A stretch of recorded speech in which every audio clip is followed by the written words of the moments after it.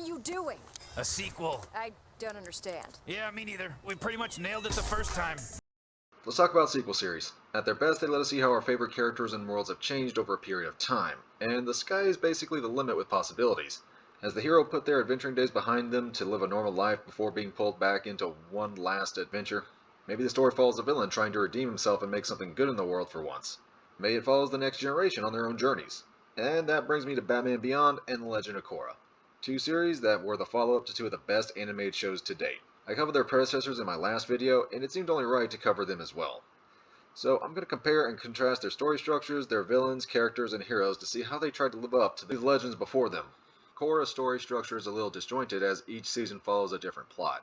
The first deals with the Equalists, a group of non-bending radicals. The second deals with a civil war between the Water Tribes and the Spirit Realm. The third deals with the revival of the Airbenders and the Red Lotus. Finally, the fourth deals with a new Earth dictator and Korra's recovery from the last season.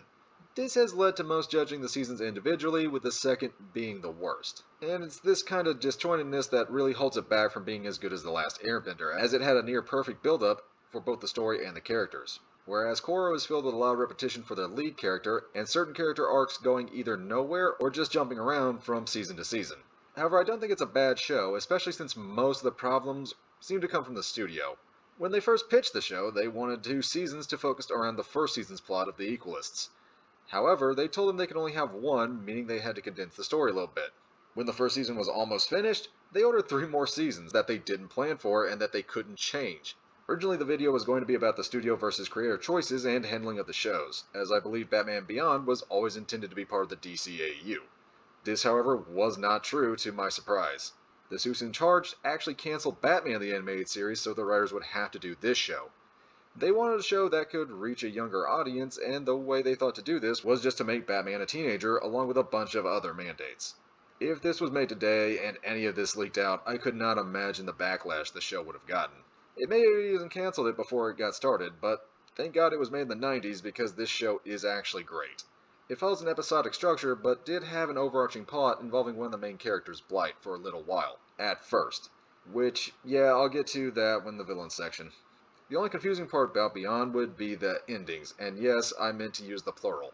The last episode, Unmasked, wasn't meant to be the end, as the show was canceled before they got to use their original idea, which was Superman's son, who was conceived while Supes was under the mind control in Superman the Animated Series, taking over Apokolips and then invading Earth. Batman Beyond also had a movie called Return of the Joker where he deals with, well, the Joker coming back. And he made his final appearance in the Justice League Unlimited episode Epilogue, where they make some pretty big reveals to Batman's origins. Epilogue was supposed to be the ending of the DCAU before they asked for another season of Justice League Unlimited. Make up your mind, would you? In all honesty, I'm just surprised the DCAU didn't just implode on itself, like so many others. All in all, Korra does explore some nice philosophical questions about what is the place of the Avatar. Is it just holding up the broken status quo? And how can one truly have balance in a world where half the people have superpowers, and the others don't? Even if they aren't as focused as much as they needed to be throughout the whole show, it's still an interesting take on the characters and the world. It also has some nice lore expanding as well. Like the episode where we get to see the first Avatar and the creation of bending and humanity as we see it in this world, and how the Avatar even came to exist. It's one of the best episodes I've seen in the series. Unfortunately, it's in the worst season. Surprisingly, the tone of Batman Beyond was a little darker than its predecessor. Take the episode April Moon, where the plot revolves around the group of thugs manipulating an old scientist and giving them cybernetic enhancements, by pretending to kidnap his fiancée. It's actually heavily implied by the ending that the Doctor kills the leader after realizing he was being double-crossed. In fact, a number of the villains wind up dying, scarred, or meeting far worse fates. Even with the mandates focusing more on school issues like bullying in the episode Golem, you can tell they did take it seriously and we have a genuinely good episode. Their worlds themselves have jumped pretty far into the future. The industrial age seems to have come to the world of Avatar. Now they have cars, electricity, and blimps for the cops that give me a serious case of deja vu. It also comes with a cleaner animation style where their eyes are no longer as big and they have much better shading. The animation honestly flows a lot smoother, and the exaggerated facial expressions do pop up every now and again. The locations are also a lot more detailed and unique. Zafu, the metal city run by one of Toph Beifong's daughters, Su Yin, and the Spirit World are definite standouts, and they just look amazing. Just look at some of these designs, especially with the whole open dome over the city of Zafu. Gotham has also jumped more into a futuristic techno society that towers over the old city with flying cars and iPads. It's also one of the better aged DCAU shows right along with Justice League. As a big thing that dates the shows like Batman the Animated Series and Static Shock were the technology and styles of the time. Since this takes place in a futuristic setting, the language and tech doesn't feel like something said or used 10 years ago. It's definitely the world I would rather be in if it wasn't infested with clown street gangs and other almost as terrifying abominations. And speaking of which, let's talk about the villains. If Batman the Animated Series villains were styled off mob bosses and monsters from movies from the 1940s to 50s, Beyonds are styled more on the movies from the 70s and 80s, focusing more on body horror with twisted Cronenberg monsters and tech-based villains. A few standouts are Shriek, Big Time, Inc., the Royal Flush Gang, and his arch-nemesis Blight. Batman also goes up against some humans turned into animal hybrids, cyborgs, a tabloid journalist, and what is basically a souped-up fembot from Austin Powers. The antagonist in the episode Earth Mover I remember as especially terrifying to me as a kid, but they'd still find a way to make you feel for them, as just like many of the other Batman the Animated Series villains, they are victims of circumstances. In Earth Mover, the character Jack was buried alive with toxic waste that fused him to the Earth and gave him powers to basically earthbend. This happened because his friend Bill was cutting corners to help his business and illegally dumping waste into the old mine shaft. Jack is enraged and uses his newfound powers to kidnap his daughter and get revenge on Bill. You left me buried. There was nothing I could do for you, nothing! But there was Jackie. I took care of her like she was my own daughter. Isn't that what you would have wanted? You stole her. It is actually a really dark story with a really dark figure and a lot of horrifying imagery. But again, that's what makes this series kind of good. In the episode Heroes, he comes up against a group of heroes called the Terrific Trio, who are given powers by a staged accident to see if they can engineer superheroes for the government. There is Magma, a large strong rock thing, who is shunned because of his appearance, his fiancée Freon, a woman made of mist with elemental ice powers, and 2D Man, their colleague with the ability to stretch like Mr. Fantastic. If they sound familiar, it's because the Terrific Trio is a spoof on Marvel's Fantastic Four. When we see them, they are very well-meaning heroes, but after they learn the accident left them terminal, and that their friend hadn't betrayed them, they seek to take the whole city out, and that was after a lengthy battle with the government after they attacked their fortress with a giant helicarrier. Like I said, the Terrific Trio is a clear spoof on the Fantastic Four from Marvel, and there are actually a lot of Marvel references throughout Beyond. This is just the most obvious. However, it has been brought up that a number of Beyond's villains look like copies of Spider-Man's foes. Stalker being equivalent to Kraven the Hunter, Spellbound Mysterio, and Ink is basically female Venom. I hope this doesn't become a habit with these two just copying each other's characters, he said sarcastically. A couple of antagonists I'm not sure about would be Zeta and Tin of the Royal Flush Gang. Zeta is a robot assassin who gained intelligence and is now on the run from the government. He is initially shown to be an antagonist as he kidnaps Terry's friend Max and tries to impersonate her in an effort to elude the government. Max is able to convince him to change his ways and stop kidnapping people, and then he runs off into his own spin-off, occasionally teaming up with Batman on 2 more occasions. Then there is Tin, one of the Royal Flush Gang. She actually starts a Romeo-Juliet-style relationship with Terry, each not knowing the other's alternate identities as the supervillain Tin and Batman. Terry, though, eventually finds out and sees Tin is constantly struggling between doing good and her family ties. In the second episode we see her in, she's actually trying to save her family, even betraying Batman to get him out of the way, even after he tries to help her. All of that only to find out her family set the whole thing up to see if she was truly loyal to the family. Finally, the third time we see her, she seems to have gone straight, even helping her brother find a job and abandoning her toxic parents. Wait, you remember that note I gave you? The one for Terry McGinnis? Did he? Yeah, he got it. I guess I don't exist to him either. Of course, their arch-enemies to Terry's Batman would be Blight, aka Derek Powers. He makes not only good foil for Terry, but Bruce as well, since he took over his company, Wayne Enterprises, and is now using it to fuel his criminal enterprise. We're actually introduced to him in the first episode when he develops a deadly nerve gas he plans to sell as a weapon. However, one of his employees, Warren McGinnis, Terry's father, discovers this and seeks to expose him. This leads Warren to his death, however, as Powers has him killed and tries to pin it on a Joker gang. Terry eventually finds the evidence his father had hidden and takes it to Bruce since he recently discovered Bruce was Batman. When Terry is informed that Bruce has hung up the cape and to leave it to the police, Terry actually steals his high-tech batsuit and sets out to take Powers on his own. During the takedown, Terry exposes Powers to the nerve gas, leading to him taking an extreme amount of radiation to cure it, leading to his transformation into the walking nuke that would later be known as Blight. He later spends most of the time in the series as a Lex Luthor-type villain, funding those like Shriek and Inc. to help take down his competitors, Bruce, and eventually Batman. He actually doesn't reveal himself as Blight until the episode Meltdown. In it, he tries to cure his condition by moving into a clone body of some sorts, but to see if the procedure can actually work, they decided to use it on somebody else, who just so happened to be Mr. Freeze. At first, the operation seems like a success, and both are moving on happily with their new lives, until they start to revert back. When this happens, Derek tries to kill Freeze in an attempt to dissect him and find out the problem that's causing this. Of course, Freeze escapes this assassination attempt, leading Freeze to an all-out attack on Wayne Enterprises' compound, where a three-way brawl breaks out between Powers, Freeze, and Batman, with Powers nearly taking out both of them single-handedly. Behold, I shall be a blight upon the land, and everything I touch shall wither and die. Sadly though, Mr. Freeze did not survive this encounter, and thus ended one of the greatest villains to ever come out of Batman the Animated Series. The whole rivalry was actually setting up to be a thrilling arc between the two nemeses that unknowingly created each other. You killed my father. Do you have the slightest idea how little that narrows it down?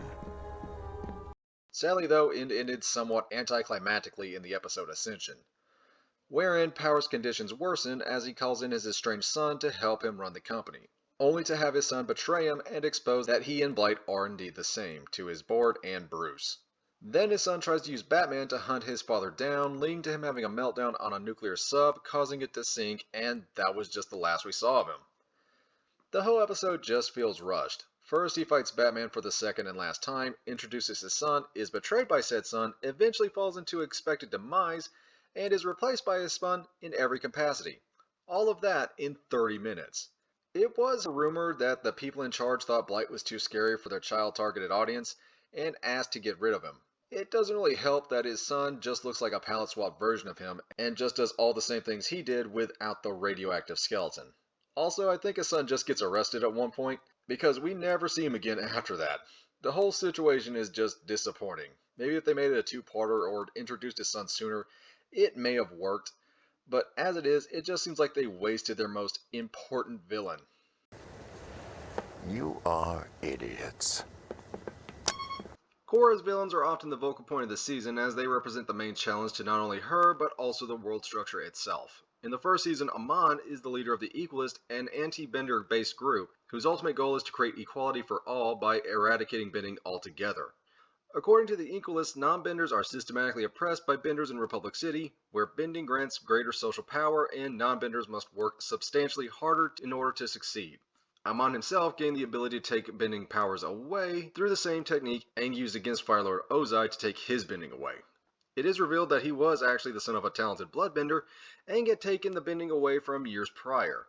His father taught him how to use his bloodbending technique before pushing him too far to fight his own brother, which leads him to turn on his own father, of course. He then asks his brother to run away with him, but when he refuses, he runs into the wild, assumed dead. He, in reality, branded himself as the non-bender hurt by benders and became the face of the Equalist movement. Able to take the powers of all those who abused it, however, he would be the only bender left, and thus some hypocrisy. Although I can never really tell if his feelings on bending and equality were genuine or not, as he does really seem to hate the powers and what they do to both society and him personally with his family. Korra herself is the direct opposite of Amon in just about every way. She isn't the reluctant hero Aang was, and loves her title and power and often flaunts them openly, preferring to fight challenges head-on instead of trying to understand others. Amon is very tactical and understands why people are angry and abuses it. Amon is able to sway people to his side by promises of equality and a better world, and to break the broken system that seems to haunt so many non-benders in society. So Korra must learn how to deal with this by being more tactful and expose him for the hypocrite he is, rather than just fighting him. Another villain of Season 1, Tarlok, actually did surprise me, as I always expected him to be a villain since he is a politician clearly using Korra to boost his own position. The surprise was he wasn't just stirring the fires in the city to give himself more power, or that he went out of his way to stop people trying to actually fix them like Korra's friends by arresting them. That I all saw coming. But his power and threat level actually caught me off guard, as he uses his bloodbending to subdue Korra before kidnapping her to blame the Equalist for it, essentially becoming the main threat for the moment. Not to mention his backstory and how it reveals Emma's own origin surprised me as well, as now the audience now knows some crucial knowledge that the heroes don't. The few episodes are some of the most suspenseful in the series because of this twist, where he actually becomes the main thread of the season whose actions will now dictate where the season will go. It will be just like the good old days. Then in Season 2 we get Unalaq and Vaatu, who are, yeah, just the worst villains of the show. I think the main reason for this is that, one, Vaatu raises the stakes so high that they can't possibly lose, while Unalaq is just so obviously the villain and has such very basic motivations, it's just uninteresting. Now you can still have a very basic villain that just wants to conquer the world and do evil for evil's sake and still have a fun and entertaining villain. Firelord Ozai was basically this. However, these two are not that. Just speaking about Unalaq and his obviousness for a second, take as a good comparison Tarlok from Season 1. While I was surprised that Tarlok had become the main antagonist even for a couple episodes, there was no mistaking that Unalaq was the main antagonist of the season from the very start. When I saw Tarlok, I could tell he was self-serving, but he hid his true strengths and intentions masterfully, and I did not see that reveal when it happened. Unalaq is just completely obvious, and the whole plan revolves around him tricking everyone. Like how he uses his family connection to Korra to get her to help him in his plan. Oh, and that's right, he is her uncle, and that the only reason that's important is that they keep saying it. He doesn't try to act like a caring family member, his own brother doesn't trust him, but doesn't get this through to Korra for some reason, along with all the other red flags he shows.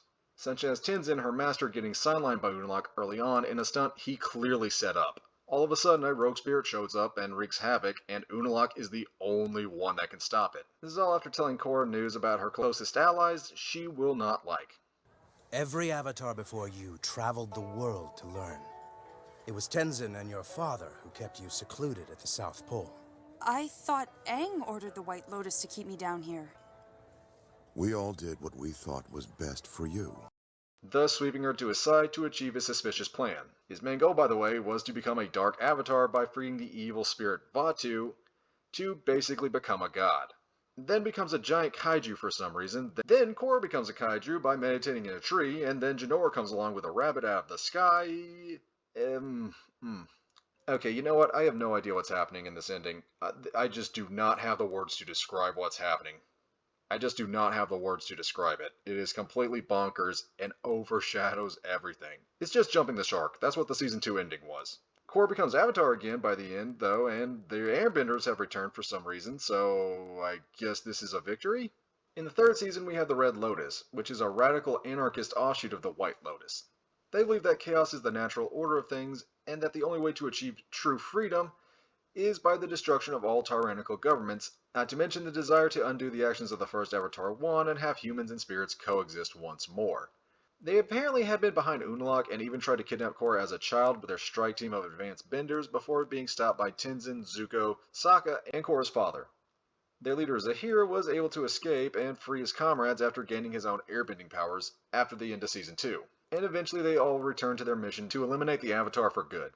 Much like Amon, they aren't just a group with a goal but an ideology to purge corruption, which is sadly in abundance. The Earth Queen herself started kidnapping airbenders in the same season for her own private army, and even came into conflict with Team Avatar. Zahir himself dispatches the Earth Queen in a particularly brutal fashion by airbending the air out of her very lungs, thus leaving the Earth Kingdom in a state of chaos. Thus we see the stakes and battle of ideas are. The Earth King was definitely corrupt, but her assassination had thrown the nation into civil war, which to the Red Lotus was a good thing, as now the weak will be gone and something new and better, might, operative word being might, take its place.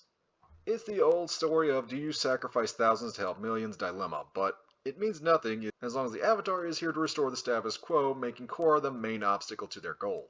I definitely thought Zahir was one of, if not the best villains, as he is almost like an evil version of Aang. Not just that he's an airbender, but often talks the philosophy of the Air Nomads and dreams of a peaceful utopia free of violence.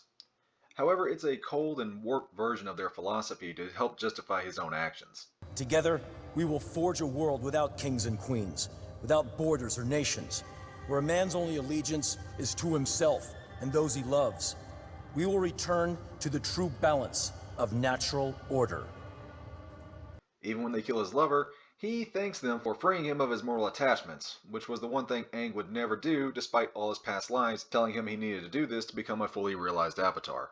He almost succeeded in his goal, but only managed to nearly cripple Korra after a number of years with what I believe is mercury poisoning. Later the next season, after seeing what his revolution and noble action of killing the Earthquake resulted in, with Kuvira, he seeks to make amends and actually helps Korra to an epiphany. We may have been enemies once, but for now, our interests align. And then we have Kuvira, who starts out as a member of the Meadow Clan in Zafu, and we even see her help fight Zahir's group in the previous season.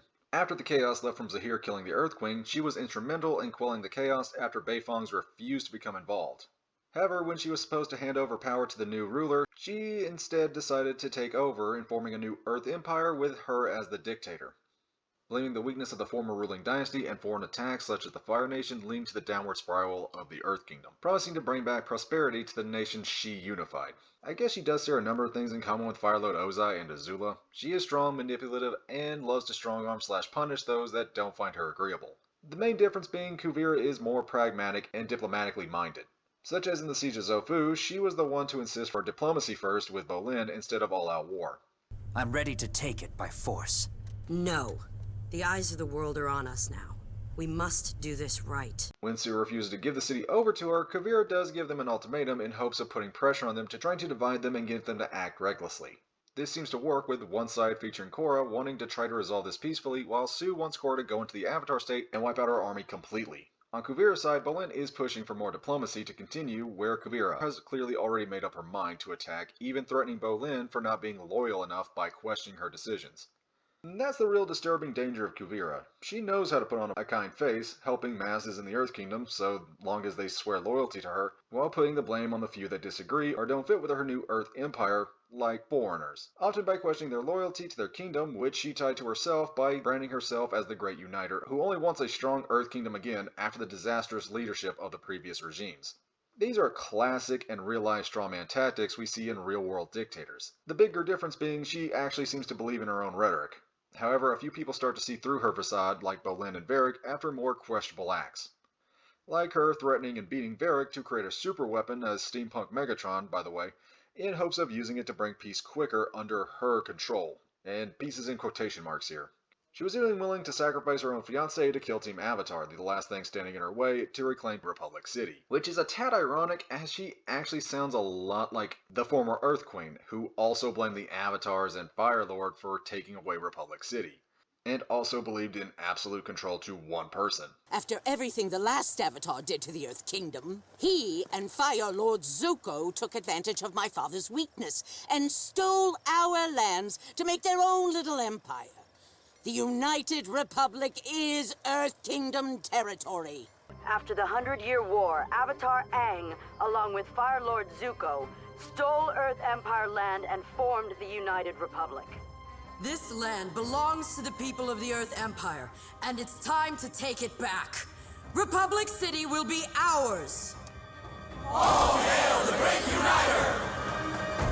Unlike Amon and Ulak, Kuvira actually surrendered to Korra and accepted whatever punishment they would give her after Korra saved her life and was able to connect to her on a more personal level, sharing how she knows the feeling of being completely helpless and acting out of desperation after being poisoned in the previous season by Zahir, understanding her need and want for control after Kuvira's own life was always in the hands of fate, being abandoned by her previous parents and then later seeing it as an abandonment by Su, who didn't want to aid the Earth Kingdom in fear of them seeing her as a conqueror. I was cast aside by my own parents like I meant nothing to them. How could I just stand by and watch the same thing happen to my nation when it needed someone to guide it? Batman again has tons of more standout villains, all presenting new and different challenges episode to episode. Even the ones that seem to have a very similar gag to Spider-Man's villains, they do stand out enough as their own characters.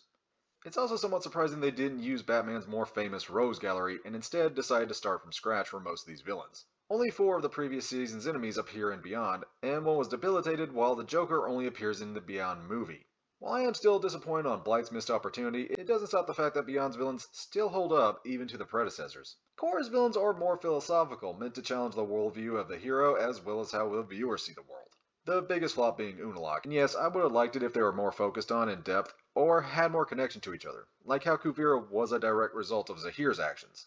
Mon is definitely the most imposing with little to no effort, and Zahir's group especially knew how to make a great and interesting fights to help stand out. However, I do think they are somewhat lacking in, again, that whole thing that they weren't connected or built upon each other like the previous, which had an almost perfect build-up to a varied by the numbers villain in Ozai. So I am about evenly split on the villains, as they both have their clear faults in Blight's sudden removal and replacement, and everything Unalaq. Their positives do overshine them. I do like the themes, ideas, and motivations behind Korra's villains a little more, and find them a little bit more interesting. But Beyond's villains aren't bad just because their motives are a little basic, that they just kinda want theft or revenge most of the time, especially in how they get these things done. It is very fun to watch. Beyond also does have more villains, and they all stand out with unique designs and personalities. So yeah, I'm about even on the villains. Oh, wise up, Junior. Game's over! Okay, now let's talk about the other main characters in the shows. Like in the previous Avatar season, there is a close focus on other characters in the main group, as they also get their own side stories most of the time. However, they also have the same problem of being somewhat disjointed from season to season. Sometimes this can be interesting, and sometimes this goes nowhere at all. A good example of this would be the pro-bending brothers Bolin and Mako, who befriend Korra in the first season. While starting in similar positions, it becomes clear they weren't sure what to do with the brothers after a while. This kind of works out for Bolin, who has constant changing job titles throughout the series. First starting as a pro-bender with his brother and Korra, and then even trying to continue it in the second season after Korra and Mako left to focus on their new duties. Then became an actor in some of the first motion pictures of the time before going back into pro-bending at the start of season 3. And that's about where him and Mako run into their long-lost family in Ba Sing Se, which Kevin 11 just happens to be a member of. Oh, you too good for my fruit? This is the best fruit on the block. Then in season 4, he agreed to help Kuvira try to restore peace before realizing she was off her rocker and escaping with the inventor Varric. He also has his own honest relationship troubles throughout as well that I find more interesting / comedic than most of the other ones in the show.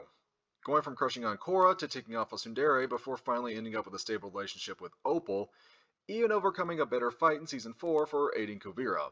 You gotta say, that actually kept my attention more than whatever was going on with this, and yeah, I'll get to that. Meanwhile, with Mako, he becomes a cop in season 2, and after the breakdown of that clearly doomed love triangle between him, Korra, and Asami, he pretty much gets sidelined babysitting a spoiled prince for most of the last season.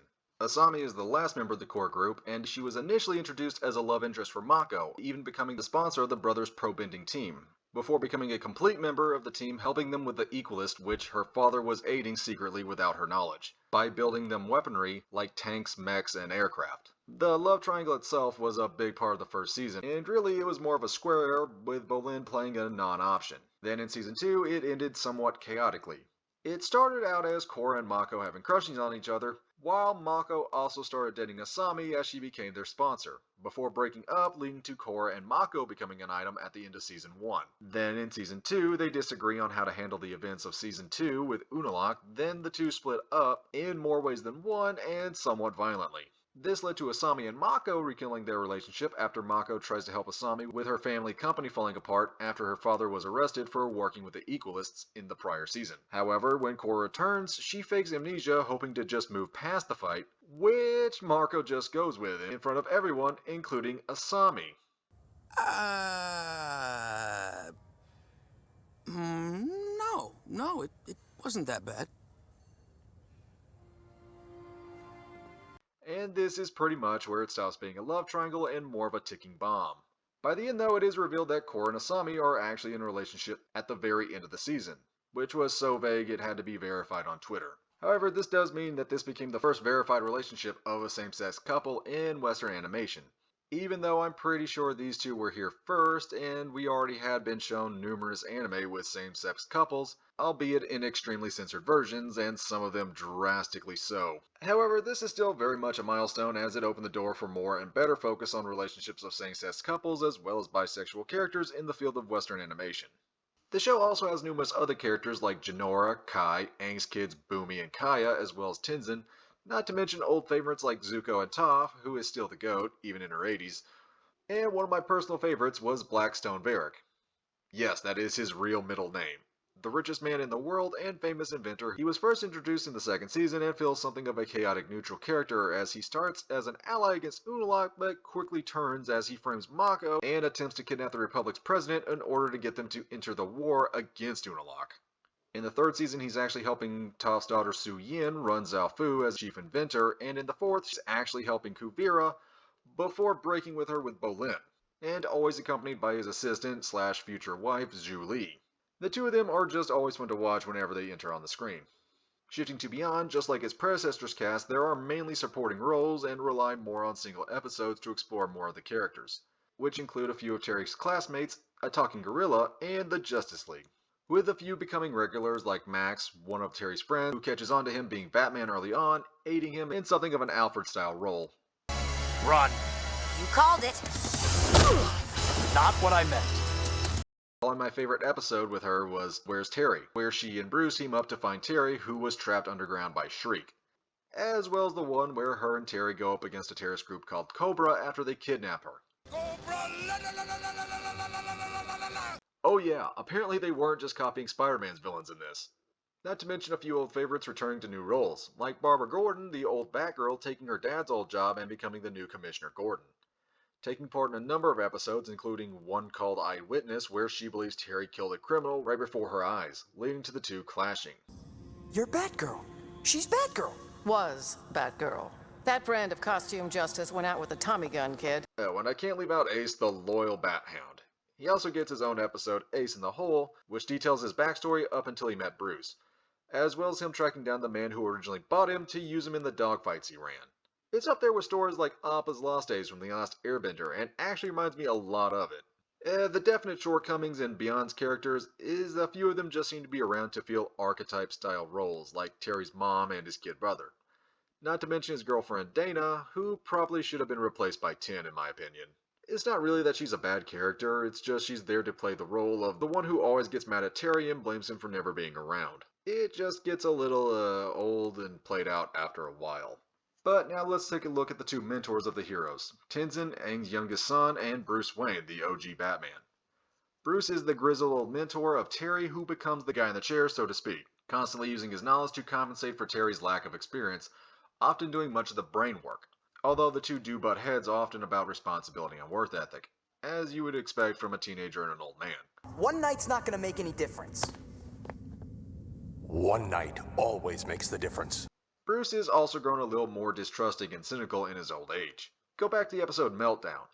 While Terry wants to believe Mr. Freeze has turned over a new leaf in the episode, Bruce doesn't buy it at all. No words can express my sorrow for the pain I've caused you. I beg your forgiveness. It was another life, though that's hardly an excuse.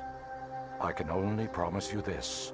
I will do the best I can to make reparations to you and everyone I've ever hurt. Come on, can't you cut him a little slack? Like my mom said, he's just a guy trying to put his house in order. It's a cold draft that blows through that house. The two also have to come to each other's rescue many times. Bruce curing of his man-bat mutation and rescuing him from villains like Ink, and Terry rescuing Bruce from Shrink's mind tricks that institutionalized him. Bruce is also coping with his age, as it is what caused him to retire after nearly having a heart attack, getting himself and a girl killed, and having to rely on a gun to scare a thug. This comes up again in the episode Out of the Past. After almost getting himself and another innocent bystander killed due to his old age slowing him down, he decides to take up his old love interest, Talia al Ghul, the daughter of Raj al Ghul, one of Bruce's oldest enemies, to restore his youth, using the same method her father used to live so long for hundreds of years, the Lazarus Pit, giving us a team-up episode between the two Batman after he realizes this is unnatural and tries to leave. It's unnatural. A cheat. But you're strong again. No. If I stay here, I'll be weaker than ever. Leading to the discovery that Talia is actually Ra's al Ghul seeking to steal Bruce's body. You're creeping me out. You? She kissed me. Overall, the two have a great working relationship. Guess you were right about Freeze all along? We both were. Tenzin and Korra, on the other hand, start out in a somewhat dysfunctional relationship, due to Korra basically sneaking into Republic City to learn airbending from him after he put her air training on hold while he dealt with instability in Republic City, since at the time the city was governed by a council which he was a part of, as well as the two not merging well in their training, and Korra finding it somewhat difficult to pick up the more peaceful and agile style of airbending. Don't force your way through! Dance like the wind! Be the leaf!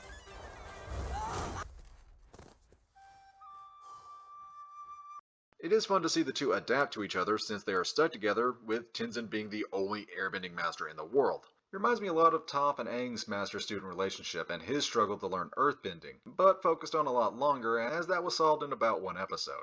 Tenzin also plays a number of key roles throughout the series, like him in Season 1 helping run Republic City and defend it from the Equalists, 2 in Season 2 guarding Korra's body as her spirit form fought the Dark Avatar and reconnecting with his siblings.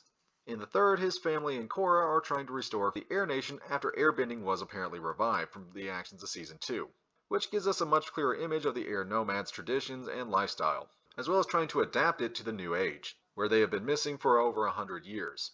My feelings on these side characters are much like the ones in the previous series. Korra's characters may be a little bit of a mess story-wise, but they do have a lot more going on, as well as having a very great dynamic together as a group. Whereas Batman seem a little pointless without him around and are mostly just there for either motivations or to help him. So I still go with the Avatar's picks over Bats, but this is just my opinion. I like the new Team Avatar style. Okay, now getting on to the two main heroes, Korra and Terry McGinnis, The Batman Beyond. There's a couple of ways to handle new main heroes in a sequel series, the two most common types being make them a similar but less experienced version of the last protagonist, or make them the complete opposite of the last protagonist. Korra is very much the opposite of Aang, where he hated and tried to run from being the Avatar, as well as conflict. Korra accepted her title early on as a child, loved it, and often goes straight to physical confrontation. So, therefore her character growth was the opposite of what Aang's was. Aang needed to learn to accept responsibility for the power that he never wanted and face his problems head on, like Korra does at the beginning of her story. Korra already accepts her role as Avatar, but struggles on how to use it. Korra's enemies were designed specifically to be more philosophical, like Amon and Zahir, who used radical ideology that still lingered even after they were gone. Or used political red tape like Unalaq and Kuvira that used threats of large-scale war, as well as using propaganda to keep a more positive image in the eye of the public, thus halting any large-scale unity that could counter their plans until it was too late. We see a small-scale incident early on, when Korra first gets to Republic City. When she starts to witness a couple of gangsters that are shaking down a small business owner, Korra of course runs in to stop them, but winds up causing a lot more damage than they would have caused, which got her in jail and took the ire of most of the police. We see that she needs to be more tactful and understanding like Aang was at the beginning of his story, and not just go in fist blazing. This mostly comes to a head in the 4th season, when Korra is at her lowest point, both doubting herself and her past actions after nearly dying in the last season from Zahir's poison that left her crippled for over a year. The trauma led to her creating a mental block, manifesting as her Avatar state self that would constantly be attacking her and beating her as she tried to fight it off. Even after removing the last bit of mental poison with the help of Toph, she would still be having panic attacks, blaming again on herself, as she saw herself as broken and could never really be the Avatar she used to be. Especially after failing to stop Kuvira at Zaofu in a one-on-one duel, where she had again another panic attack, which caused her to lose as she went into the Avatar state. After this, she goes to seek out her friends and reunite her team, needing their help in more ways than one. She finally decides to try to get over the mental block by confronting Zahir, who is now in prison at this point. There, she confronts him with his actions and the outcome they led to, while he confronts her for using him as a crutch. Blaming me as a crutch to make you feel better, but it's not helping you recover. Whatever. Before, you were always talking about chaos and freedom. Then you took out the Earth Queen and created the worst dictator the Earth Kingdom has ever seen. Thanks for that. Reminding her of her true strength and power, as she is truly the strongest thing on this planet, even if she doubts it. I'm not holding myself down, but my powers have limits. You're wrong. You think your power has limits. I say it's limitless. Let me lead you into the spirit world. While still skeptical and blaming it on him, he offers to help her reconnect with the spiritual world and thus the Avatar state. When she decides to let him and face the pain of what happened head on, she is then allowed to move past it. Not by burying her trauma and pushing it down, but by simply accepting it. Much like how Aang did with the Guru in the last series, as he also dealt with trauma of failing the past nations as well as the world early on, which caused his own block for the Avatar state. Do you think you're finally able to forget about what Zahir did to you? No. But I am finally able to accept what happened, and I think that's gonna make me stronger. In her last confrontation with Kuvira, it does come full circle. She understands her enemy and connects to her on an emotional level, through her own experiences, giving her enemy the second chance to be better, much like Aang would have done. This fits the overall theme of Avatar, which is balance, as again, Aang needed to learn to be more assertive and confrontational to become a full-fledged Avatar, while Korra needed to become more understanding and emotional, both becoming more like the other by the end of their own series and thus a more rounded and balanced character. I am so proud of you, Avatar Korra. Terry, on the other hand, is far more similar to his predecessor, with the key difference being their positions and where we start with the hero. In the old series, by the time we see Batman, he has already been the Batman for years, whereas we see and follow Terry through his journey as he just starts out. While he does take something of a learning curve relying a lot on Bruce in the first season, he is by no means helpless. We see he can handle himself in a fight and is by no means dumb. In fact, we even see him pull off a few of Bruce's old tricks, such as in the episode Shriek, where he uses a disguise to get information from the suspect he believes is behind Bruce's sudden bout of madness that's had him institutionalized. This is very much like how Bruce was known to gather information through disguises. There must be some kind of mistake. Yeah, mine. And now I gotta pay for it. Extra large. Too big for one person. Another good example of Terry's capabilities was in the episode Lost Souls, where he has to fight his high-tech batsuit after it was possessed by a clone AI of a rich dead guy who wanted to be alive again, nearly drowning Terry in the process, as he took full control over the suit. Terry actually overcomes the suit, armed with nothing but the good old utility belt and the Nightwing mask, proving he was still the hero even without his honestly pretty cool super suit. The first time I programmed this thing, it didn't seem to take nearly this long. It's okay with me. I can use the rest. Terry, it's only the suit that's out of commission, not Batman. Terry's position in life also has a lot to do with his age, as unlike Bruce, who lost both his parents at a much younger age and didn't have much in terms of social connections, Terry does. Even before he became Batman, he was going through a pretty turbulent time in his life, constantly getting into trouble at his school and getting grounded, on top of having parents that are separated and staying with his dad, who he didn't really respect or appreciate until it was too late. That's your problem right there. You can't control your temper, and you'd better if you expect to get anywhere in life. Yeah, I'll be a big success, just like you. I'm bailing. Dad? Terry really couldn't drop his mother, brother, friends, and social life on the spot. And while I do find the side characters somewhat one-dimensional, the way the story works in his personal life is great. Even when it focuses more on his high school life, which is usually a hit or miss in most teenage superhero shows, this was a hit. With episodes like The Winning Edge, which we see Terry investigate a new performance-enhancing drug going around his school, that just happens to use the same chemical as the classic Batman villain Bane used to boost his strength. Or in the episode Last Resort, that covered a new help program for troubled kids, which at this point we know fill the school through other episodes like Golem and Hidden Agenda. The program takes them to some place called the Ranch, which is basically a work camp that tortures kids both mentally and physically into behaving. Then there's the episode Big Time, where an old friend of Terry's that kept him out of juvie by taking the fall for him called Charlie pops back up in his life, initially getting into trouble with all the wrong people, while Terry was trying to steer him away from his worst intentions and habits, only to fail as Charlie fell victim to his poor decisions making, becoming a literal monster in the process.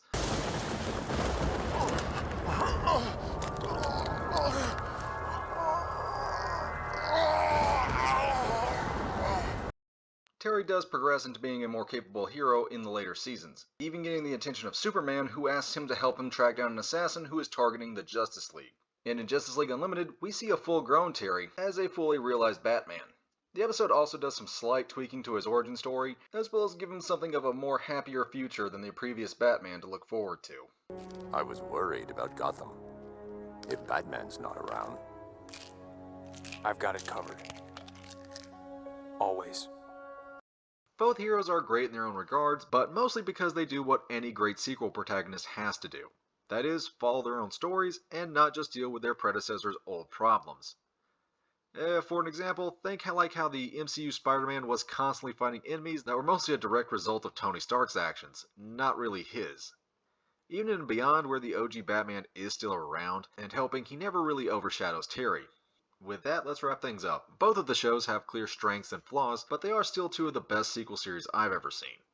They took risks, expanded their worlds and lore, and had great animation and action throughout. I highly recommend you check them out, especially if you're a fan of their predecessors. And if you're new to them, don't worry about not having seen the old series first. Aside from why Tenzin is the last airbender and a few of the old faces and villains resurfacing, it's not really mandatory that you see the old ones to enjoy these two. So, what do you think of the two shows? And what do you wish I had talked about more in depth? If you made it to this far in the video, thank you and enjoy the crack. That's okay, Mako. Sometimes a good evacuation is its own reward. Phrasing. Oh, give me a break, dude. Okay, fine. I guess you being a spirit makes more sense. Fuck yeah, it does. It's way less geeky, asshole. A spirit? Yeah, that's right. A ghost. Boo, motherfucker. Hello and welcome to Standing Up School. And you fail. All right, I found the body and reactor. Who was the closest there? Where were y'all? I was in weapons, clearing asteroids. I was in medbay, collecting samples. I was in the cafeteria, buying a beverage.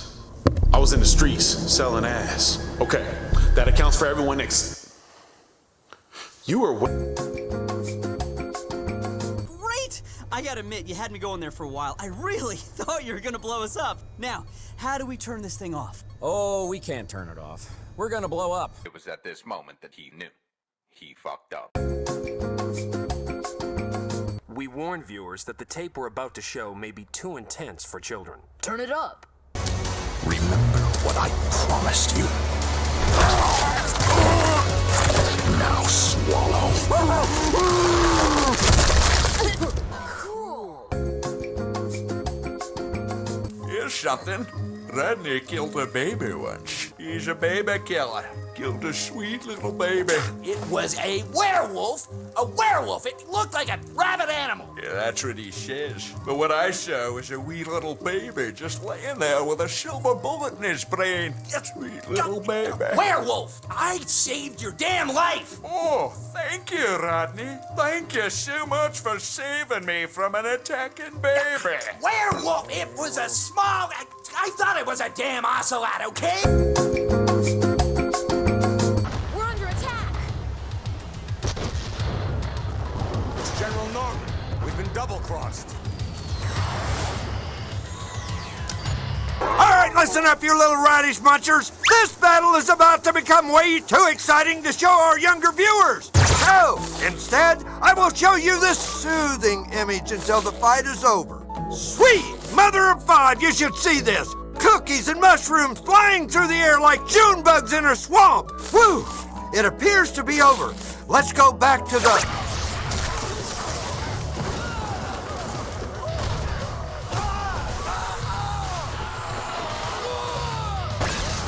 Whoa, that was entirely my bad.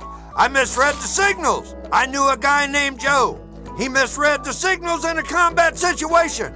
Now he eats everything through a mechanical straw. Wait! Battle's over! Carry on. Good dog. Look to your left. Look to your right. One of those people will not make it out of here alive. Wow. Oh, you know, kid, you kind of are a piece of shit. Yeah, Captain Ray.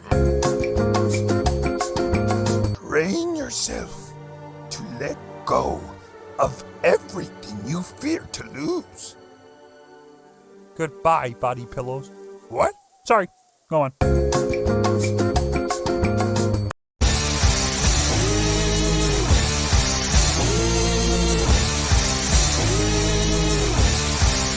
You hear the screeching of an owl. You hear the wind begin to howl.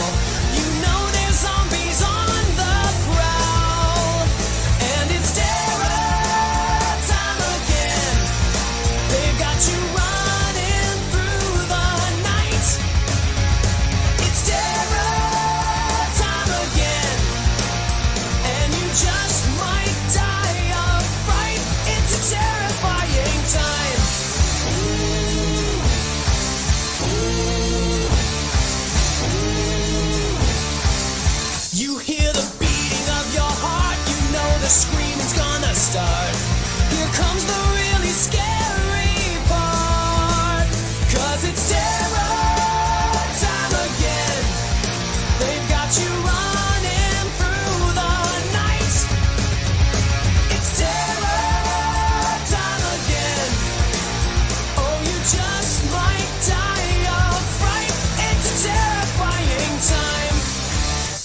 All the trees begin to moan, and the monsters grunt and groan. Rotting faces full of slime. Don't you know it's terror time? And it's terror.